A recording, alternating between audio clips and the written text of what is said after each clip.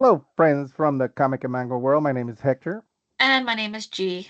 and we are here to talk to you about the October 20th, 2025 FOC. G and I work for Penguin Random House. We manage sales into the direct market around the world.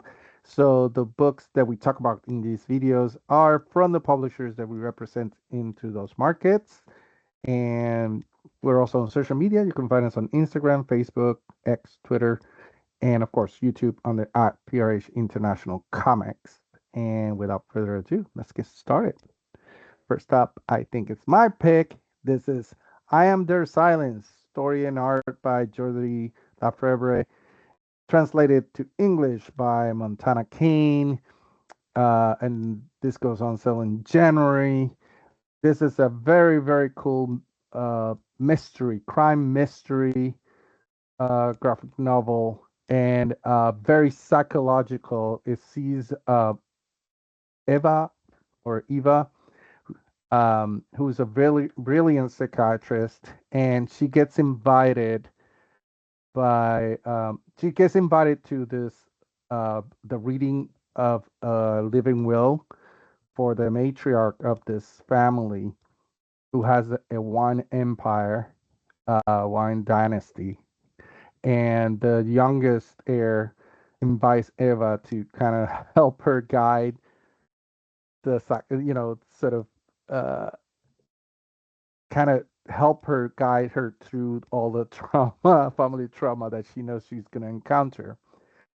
Eva also is dealing with her own psychological issues, just bipolarism, and she, on top of that, the night before the reading of the will, the next day, she discovers the body of the patriarch of the family. So, of course, just chaos ensues. There's a mystery to be solved. They're all, the typical who done it in everybody in the house is a suspect, including Eva. And she is forced to, use her intellect to try to solve this mystery, to try to prove her innocence in this house stuck with strangers who pretty much hate each other, even though they're family. And at the same time, she is sort of listening, hearing the voices of dead relatives. And she can't really tell what's real and what's not at some point. So it's a very cool psychological thriller for fans of crime, sort of dramas, and psychological dramas. So it sounds very cool. It's by, Jordi Lafebre, Spanish, amazing creator. He also did Always Never, which I really, really enjoyed, which is also from Dark Horse.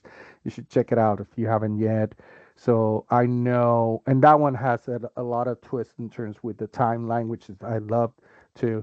So I highly recommend not just this, but also anything by Jordi Lafebre. Yeah, and so I'm excited about this one for sure.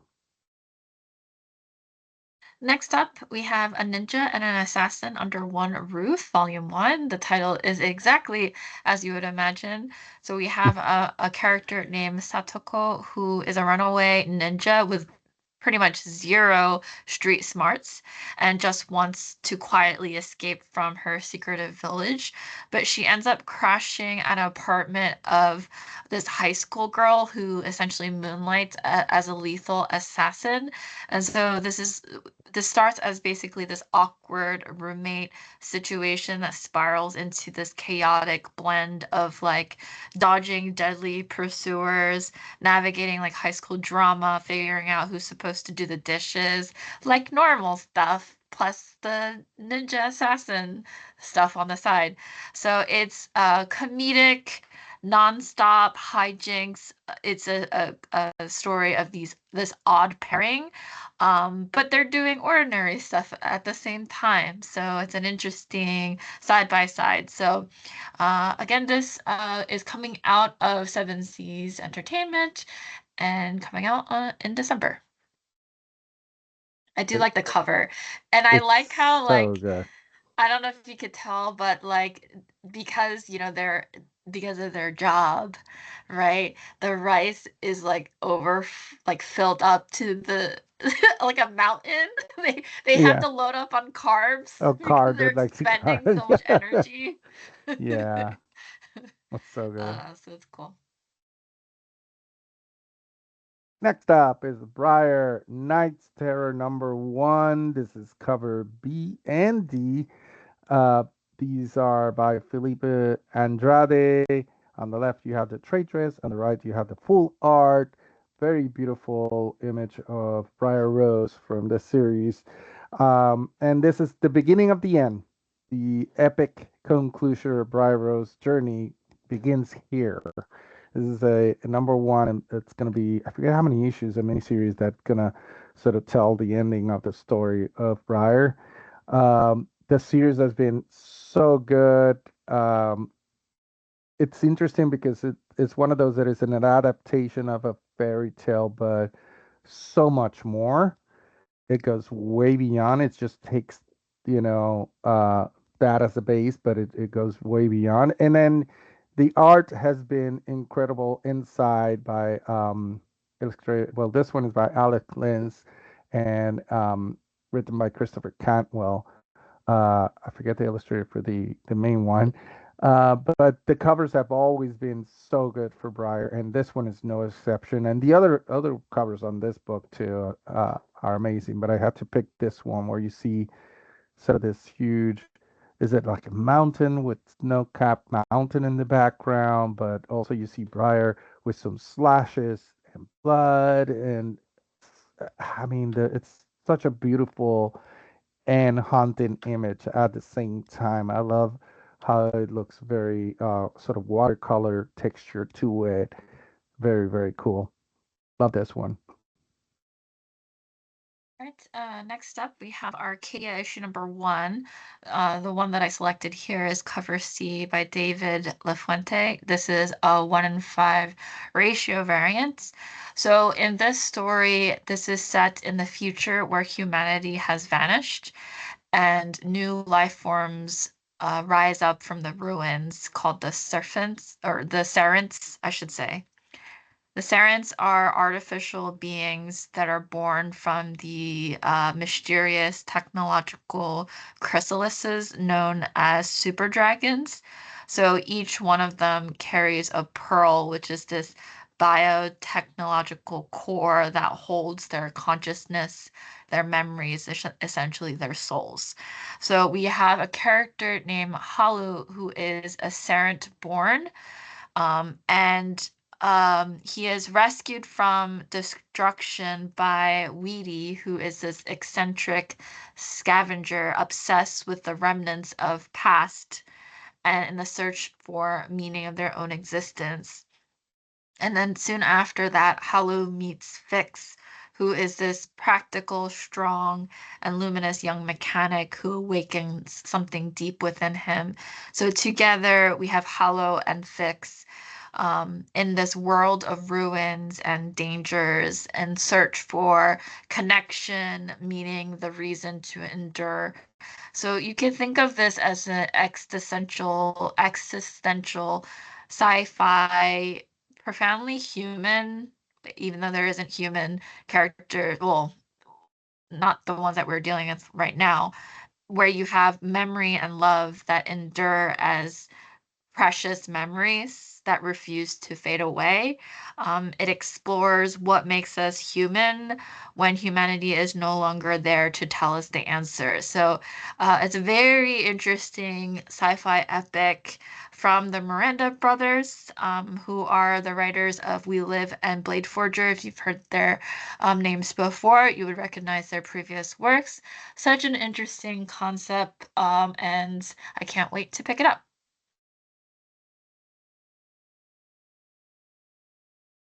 There we go. I'm going to continue with the Valiant Beyond Tales of the Shadow Man #4, Ghost of the Bayou #1. This is variant C and F uh, by Carlos Dermas. Then you have the trade dress on the left and the full art on the right.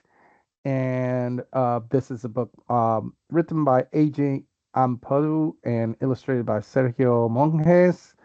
And it continues. This is the new arc for the series, the start of a new arc.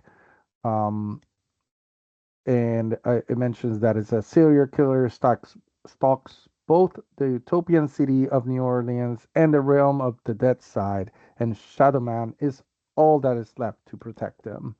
I love this cover. The other covers are for this book also are so cool and beautiful, and they all, each have a very different style, which I also love to see. But in this one, you see sort of something growing out of Shadow Man's head. It looks like it reminds me a lot of aliens and the H.I.J. Geiger sort of look to it. But he also has the shape of a tree, sort of like a within between his cape and and his legs and his arms. It almost takes the shape of a tree. And you have some creatures below him with glowing pink eyes, looking very ominous and creepy. And in the background, you see sort of a desolate land, and an owl also flying next to him. There's so much stuff in here to identify and so much symbolism that I can't wait to identify what is from the connection to the story.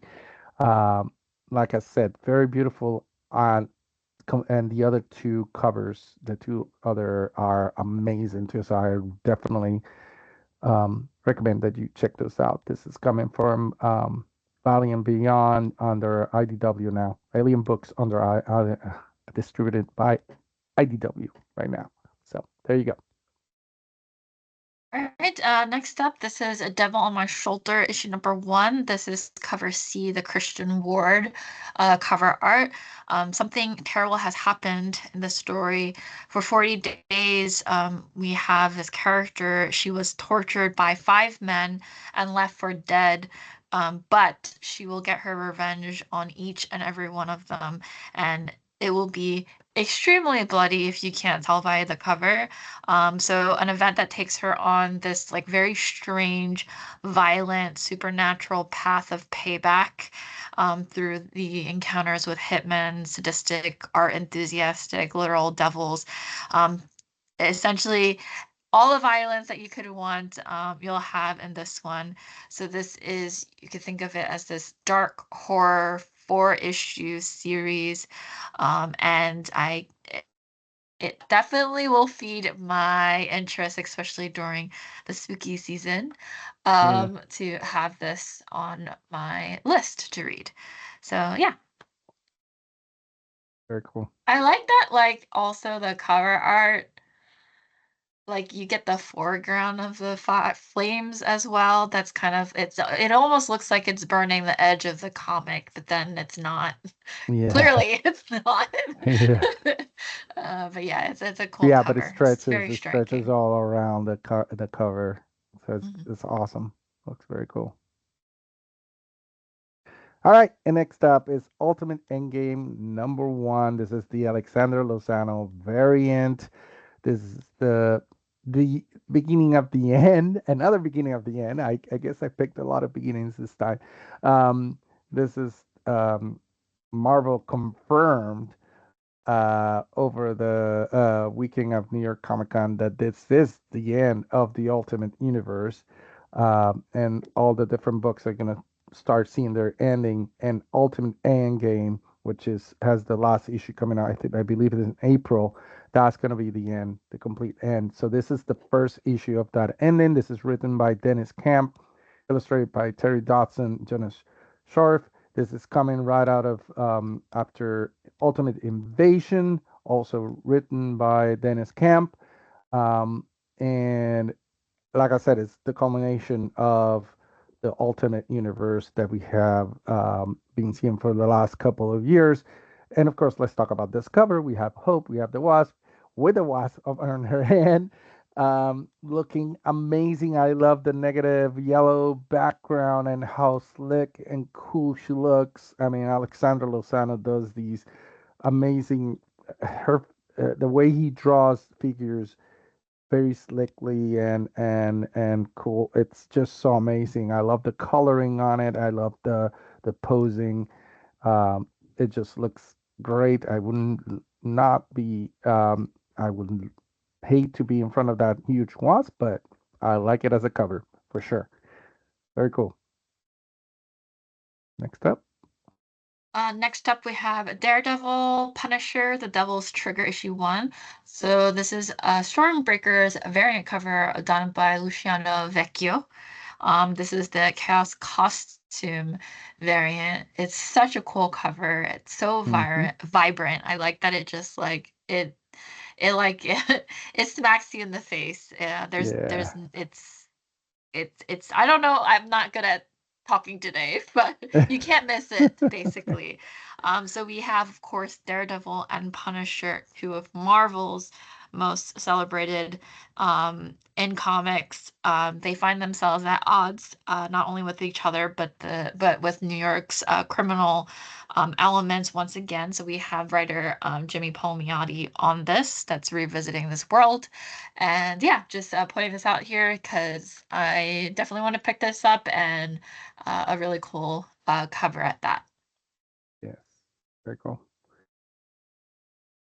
Oh, and Next then up, we have this some news. series Yes. announcement. This is from Ignition Press. So at the heart of this story called Bloodland, we have President Andrew Cross, who's clinging to this unconstitutional extended term through executive orders, martial law, the president handpicking the Supreme Court, essentially doing all this to keep power. And President Cross strikes a sinister deal with this ancient cabal of European vampires known as the White Cell, and they essentially transform the country into this nightmarish war zone. So essentially, you can think of this as a story where American democracy has crumbled, and the only thing that's keeping the president in power is this pact that he has with these vampires. So this is a new political horror epic. This is written from B. Claymore with artist Mac Chatter. So this was actually officially announced at the Retailer Day for Ignition Press during New York Comic Con. And this will debut next year in the spring. So yeah, really interesting premise. What you're seeing right now is actually the preview ash can. So that cover that you're seeing here. So that ash can due to release later this October as a preview into the story, just a bit of it. And then but once this comes out in next year in the spring, you'll have this open order covers by Chatter and Christopher Mitten, and then we have the 1 in 5 variant by Andrea Sorrentino. We don't have the covers for those, obviously, not yet. It's still really quite early, but Yeah. at least you can take a look at this beautiful ash can that you see here. Very cool. And that's it. Thank you so much for watching this. We hope you enjoyed it and found it useful. We do these videos every week, and we also have some monthly ones. So go to our YouTube channel and check them out, and let us know if you like them, and also what else would you like to see, and also let us know which books and which covers you are looking forward to. Thank you so much, and we hope you come back. Take care. Bye. Bye, everyone.